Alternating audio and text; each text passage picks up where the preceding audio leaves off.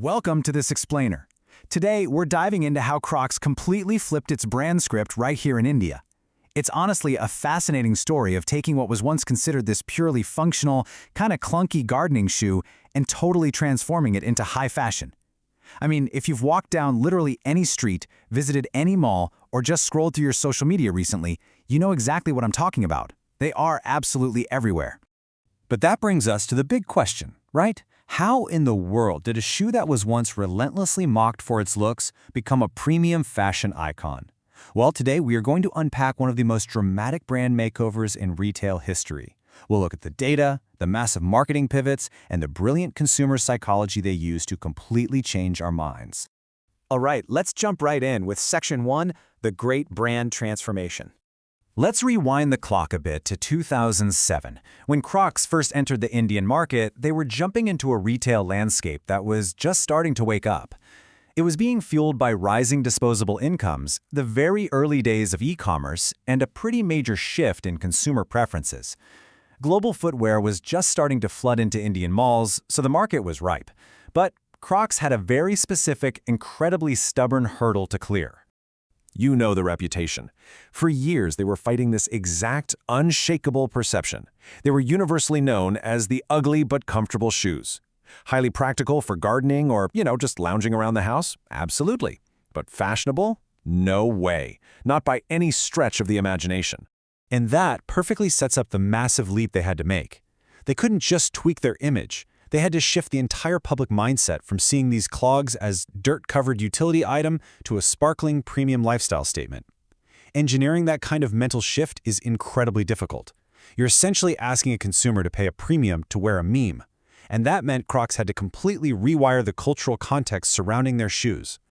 But before we get to the marketing magic, we have to talk about the absolute anchor of their product, their proprietary Croslite material. This is what makes those distinctive clogs so lightweight, water-resistant, and virtually indestructible. The genius here is that while they completely overhauled their external, fashion-forward image, they never compromised on this core comfort proposition. Comfort was always the baseline. Because, as it turns out, if you can anchor a radical fashion statement in undeniable physical comfort, you create a product that people quite literally do not want to take off. Moving on to Section 2, finding the target market. So, who is actually driving this massive lifestyle shift today? Well, their demographic targeting became incredibly focused. They aren't trying to be everything to everyone anymore. They're primarily going after Gen Z and millennials, basically that 12 to 45 age range. That means students, young working professionals, and urban families across India's metropolitan hubs and increasingly those Tier 2 cities. They realized that youth culture in India isn't just confined to Mumbai or Delhi anymore. It's decentralized, it's digital, and it's hyper-aware of global trends. But here is the real secret sauce, their psychographic targeting. They zeroed right in on the consumer mindset. They want the comfort-oriented, fashion-conscious, and individualistic buyer. The kind of person who follows trends and lives on social media. They realize this audience doesn't just want a shoe to walk in, they want a blank canvas to project their personality onto. Think about how powerful that is. Honestly, you might be walking around right now as a living, breathing component of this exact marketing strategy, showcasing your own individuality right on your feet. Let's break down how they did it in Section 3, the marketing mix strategy. When you look at their classic 4 Ps, product, price, place, and promotion, you see this masterful balancing act.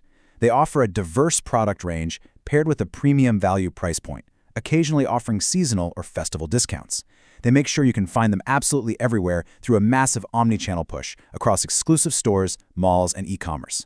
And then they back it all up with high-visibility promotions centered on celebrity endorsements and influencer marketing. It's a textbook execution of making a product feel exclusive and premium while remaining entirely accessible to the everyday shopper. Now, a massive differentiator in their product strategy, and honestly, a total masterstroke in modern retail, is Jibbitz. These small removable charms turned a standard rubber shoe into a highly personalized, interactive experience. It encourages endless self-expression, which perfectly feeds the social media habits of that Gen Z target market we talked about. Psychologically, Jibbitz transform a passive purchase into an active creation. You weren't just buying Crocs anymore, you were building your Crocs. But how do they actually get people to pay a premium in an Indian market that is flooded with lower-cost local alternatives? Well, they follow a very specific step-by-step logic. First, they leverage their international reputation. Second, they constantly highlight that proprietary comfort tech. And most importantly, they frame the extreme durability of the shoe as a long-term investment, making that higher price tag feel totally justified. They effectively shifted the narrative from "this is a piece of rubber" to "this is an indestructible piece of personalized fashion." Which brings us to Section 4, winning the digital space. To actually reach that trend-following audience, Crocs absolutely dominates the digital space in India.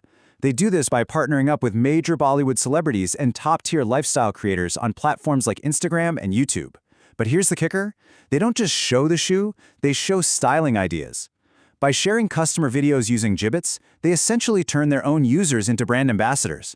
They understood that modern consumers don't want to be sold to, they want to be inspired. By curating this constant stream of digital inspiration, the brand stays permanently in the cultural conversation. And then, they pulled a classic streetwear tactic: the drop.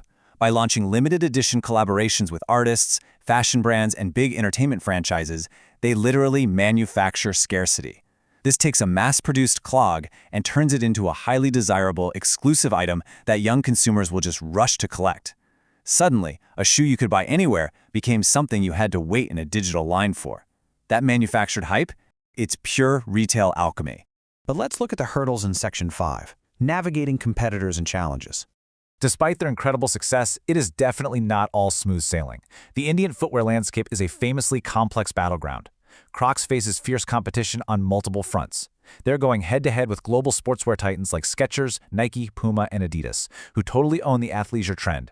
At the same time, they're fending off deeply trusted, established local giants like Bata India.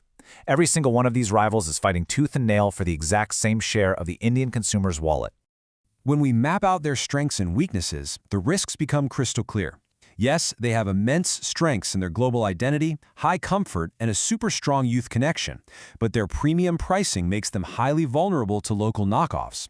And because they've positioned themselves as a fashion item, they are now dangerously dependent on fickle fashion trends. Plus, a massive counterfeit problem threatens to seriously dilute their carefully built brand image. So, they're playing at the absolute highest level, but they're also constantly walking on the edge of market saturation. As they scale, it's essentially a massive tightrope act. They are aggressively pushing e-commerce to expand into Tier 2 and smaller cities to capture new growth. But the fundamental challenge is doing this without losing the premium exclusivity and trendy status they've worked so incredibly hard to build in the major metros. It's a delicate balance. If they push too hard into mass market availability, they risk diluting the very cool factor that got them here in the first place. Let's wrap things up with Section 6, the secret to success. So, pulling all this data together, what is the ultimate secret to their win? It's a perfectly executed balancing act. They maintained a relentless, unwavering commitment to their core comfort proposition, but they wrapped it in extreme personalization through Gibbets and a hyper-targeted, youth-focused digital marketing strategy. Throw in strategic collaborations and seamless omni-channel retailing, and you've got the whole package. They didn't just change the shoe, they changed how the shoe was perceived, personalized, and purchased. At the end of the day, their localization strategy and community-driven campaigns achieved something genuinely remarkable in retail. They successfully took a functional, highly practical item that was once the butt of jokes and completely elevated it into a true Indian fashion staple. They proved that if you truly understand youth culture, you can make almost anything a trend. They tapped into a universal desire for comfort and merged it perfectly with a generational desire for self-expression.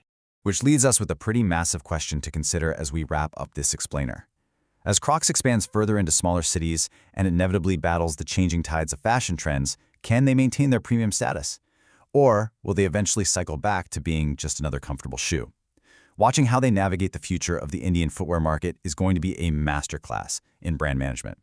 Thanks so much for tuning in, and keep questioning the strategies behind the brands you see every single day.